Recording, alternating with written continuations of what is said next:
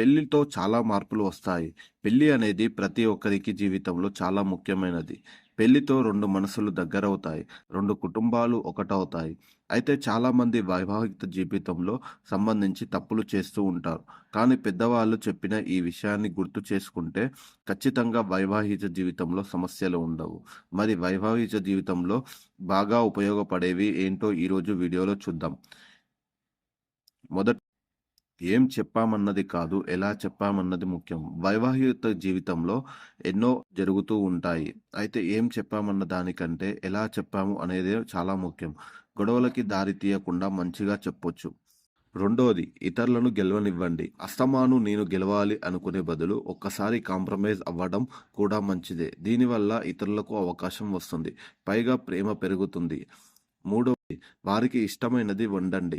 ఇలా చాలా పాత పద్ధతి అయినప్పటికీ కూడా ప్రేమను పెంచుతుంది. పైగా మంచి కమ్యూనికేషన్ కూడా ఉంటుంది. ప్రేమ కూడా మరియు కేరింగ్ కూడా చూపించినట్లు కూడా తెలుస్తుంది. నచ్చింది వండి పెట్టడం వల్ల కూడా ప్రేమ పెరుగుతుంది.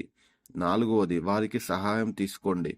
కొన్ని సార్లు మనకి అవసరం లేకపోయినా సరే పార్ట్నర్ సహాయం తీసుకోవడం మంచిది. పచ్చడి డబ్బా మూత తీయమని అవసరం లేకపోయినా అడిగితే ఎదుట వ్యక్తులకు అవసరమని గుర్తిస్తారు.